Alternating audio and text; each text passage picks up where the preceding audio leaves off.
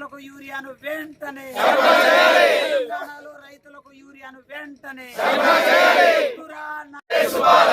వద్దురా నాయన వద్దులాలి బీఆర్ఎస్ పార్టీ బీఆర్ఎస్ పార్టీ బీఆర్ఎస్ కేసీఆర్ గారి నాయకత్వం కేసీఆర్ గారి నాయకత్వం కేసీఆర్ గారి నాయకత్వం వద్దురా నాయన కాంగ్రెస్ పాలన వద్దురా నాయన కాంగ్రెస్ పాలన వద్దురా నాయన కాంగ్రెస్ పాలన ఇదేమి రాజ్యం ఇదేమి రాజ్యం తెలంగాణలో రైతులకు యూరియాను వెంటనే తెలంగాణలో రైతులకు యూరియాను వెంటనే వద్దురా నాయన కాంగ్రెస్ పాలన వద్దురా నాయన కాంగ్రెస్ పాలన వద్దురా నాయన కాంగ్రెస్ పాలన భద్రాద్రి కొత్తగూడెం జిల్లా బీఆర్ఎస్ పార్టీ అధ్యక్షులు పినపాక మాజీ శాసనసభ్యులు గౌరవనీయులు రేఖా కాంతారావు గారి ఆదేశాల మేరకు మనుగూరు మండలంలో మరి ఏదైతే రైతులకు యూరియా కొరత ఏర్పడిందో ఆ కొరతను తీర్చడం కోసం ఎంబటే ప్రభుత్వానికి తెలిసే విధంగా మరి అగ్రికల్చర్ ఆఫీసుల ముందల బీఆర్ఎస్ పార్టీ ధర్నా తలపెట్టినటువంటి సందర్భంగా ఈరోజు ఇక్కడ ధర్నా చేయడం జరిగింది.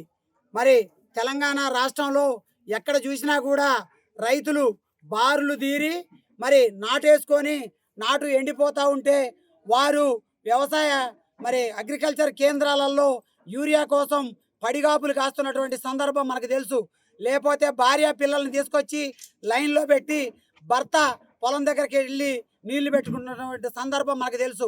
మరి గతంలో గౌరవ తెలంగాణ తొలి ముఖ్యమంత్రి కేసీఆర్ గారు చెప్పగానే చెప్పారు, మరి మనం తెలంగాణ రాష్ట్ర ప్రభుత్వాన్ని జార విడుచుకుంటే రానున్న రోజులలో ఆకలి కేకలు యూరియా కొరతలు తప్పవని చెప్పి కేసీఆర్ గారు చెప్పారు.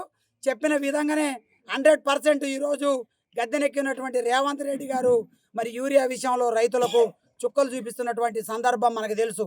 యూరియా అందక మరి రైతులు ఈ మధ్య మరి నిజామాబాద్ జిల్లాలో గుండెపోటుతో కూడా ఒకరు మరణించినటువంటి సందర్భం మనకు తెలుసు.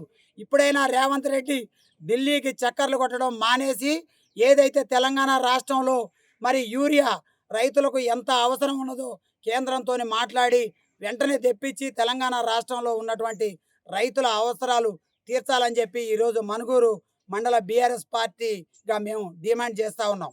అందుకే ఈ యొక్క ధర్నాని ఈరోజు నిర్వహించడం జరిగింది. జై తెలంగాణ, జై తెలంగాణ.